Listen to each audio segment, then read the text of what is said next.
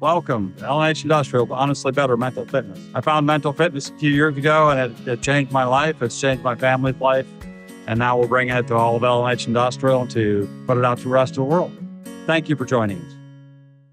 The first question is the one that should lead this and should be at the top of all of this. But, what exactly is mental fitness? And how is mental fitness different than mental health and mental resilience? Yeah. First, I want to say that Mike's not off the hook on this Q&A. I'm going to loop him in, and I'm planning on throwing all the hard ones straight towards Mike here. So be ready, Mike. I think this would be a fun tag team here to talk about and discuss. What is mental fitness, I think, is a great question to ask in here. I'd say something about the traits necessary in order to navigate the peaks and valleys of life. Something about having those abilities, capabilities, knowledge, learnings, understandings to live a life that is whole, complete, and fulfilling. Or maybe another way to say to have the tools to live a life that's worth living. And that is a very broad definition in there. I think you can think about it as like physical fitness. Like, what does it mean to be physically fit? And there's always fundamentally a question in there of like, well, fit for what? To run a marathon? Okay, well, I need these sets of traits and abilities here to win a strongman contest. Okay, great. Well, probably the traits and abilities that the marathon runner has are going to be different than the other athlete. We can lump all of these together of like, okay, well, there's probably 5 or 6 different traits of what it means to be physically fit. I might be on one spectrum or another, and I think that ties into Mike's unique abilities, right? It's like, well, what do you want to do? What life do you want to live? You don't have to be good at everything. Pick the things that are most solid for you, that excite you. When we talk about physical fitness, it's like the ability to navigate my physical world with ease. I don't want to struggle to walk up the stairs or struggle to get out of bed. I want to be able to navigate life with ease. And with that ease, I think comes joy as opposed to struggle. And I would say the same thing for mental fitness. Okay, what are the blocks, the things in your life that are getting in the way of you navigating your life with ease? Those are the things that we train. What it is for each person is going to be a little bit different. Mental health versus mental fitness. I think mental health is a bit more of a Western medicine disease model. Like, what's wrong with you? What symptoms do you have? And diagnosing you with a problem versus looking, mental fitness training is more future oriented. What do you want to do?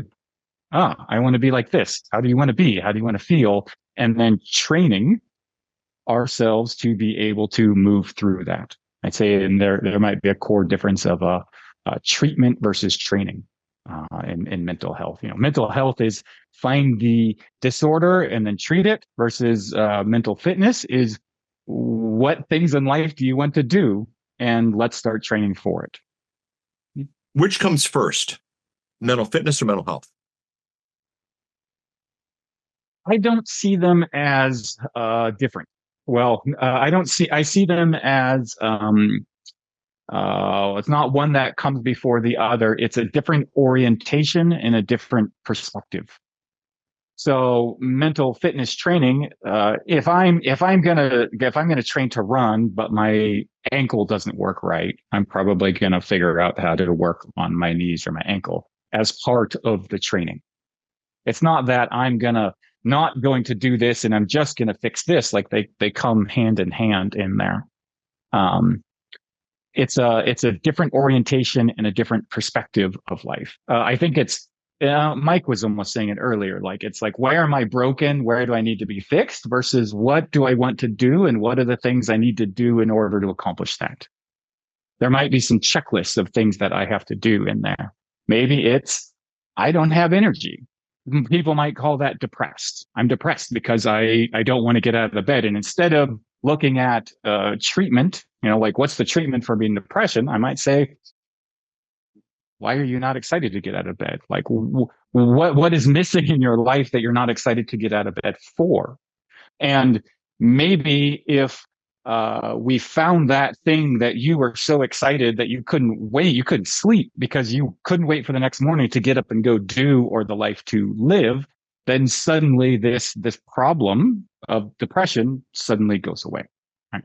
Sometimes there might be medical conditions, there might be issues that need to be addressed through like Western medicine, mental health professional needs. It's not to say that there's not and that everything can be addressed and resolved in there. There's absolutely a time and a place for that. And I think a lot of the things that we look at as problems are symptoms of something else that can be fixed in a different way. There was a famous philosopher, and I think maybe even a psychologist, that said, "I won't work with anybody at all until their diet's dialed in and they're sleeping." And I think he had like one or two other things in there, because half the time people are coming to me saying, "I'm depressed, I'm anxious, I'm this, I'm that." And it's actually these other things, right? And so we can sit here and I think sometimes we get too zoomed in and too focused in on the problem as opposed to looking at the whole system. And I think some of the work we're doing is looking at the whole system. Does that not mean that an ankle specialist might be needed? Yeah, absolutely. Maybe we have something that's really deep where an ankle specialist is needed. But I think a lot of the times we fix the diet, we fix the sleep, we fix the lack of goals in our life, and suddenly depression is no longer an issue in my life. Right? Not to say that there's not. There are times that it can be, and there could be medical, mental health related issues that need to be addressed in that capacity. And I think for a lot of us, this concept of mental fitness is a more holistic approach to some of those things. So in my head, I'm visualizing a cross-country runner, marathon type, Ironman type, who is absolutely, completely, totally physically fit. However, the leg's broke, and with the leg broke, there's no way we're doing the Ironman, regardless of how fit you are, And so the question of fitness versus health, totally fit, leg's not healthy. Mm-hmm. And the two got to work hand in hand. Is that fairly close? Yeah. There's absolutely times that the leg specialist is needed to help mend that leg, 100%. And there might also be questions of what was it that I did that broke the leg? There might be a training issue that caused the injury, and it might need to be there's a specialist that's needed to fix the injury, or it might be needed that I need a trainer to help me fix the training issues that caused the injury. And once I fix the training issues, the injury resolves itself. Or in my case, maybe I'm supposed to spend more than $25 on my sneakers. Do that too. Or maybe get rid of your sneakers and go barefoot. Exactly. There we go. If somebody comes to you, Travis, and they have a something that they're going to need a deeper dive on, you're going to send them. I mean, we have Blue Cross Blue Shield. We have amazing doctors. So we can also get you to people that can work on the actual biological side. And I would imagine you're pretty good at sensing that, hey, I'm out of my depth here. We better grab Dr. Shaw or somebody else to check this out. Because I mean, one of the worst things you can do, correct me if I'm wrong, to your brain, besides methamphetamines, but hitting your head.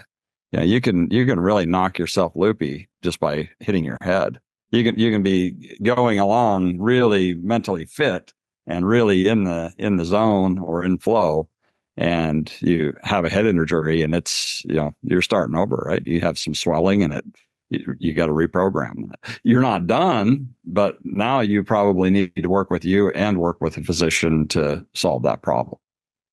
Absolutely. Yep. And that's what I love of what you put together. You're putting together this beautiful network of support for people. And those of us that are connected with an L&H are all connecting in here. And so maybe it's financial literacy that we need to work on. Maybe it's health stuff that we need to work on. So connecting in the full network of resources. Mental fitness is one part of that.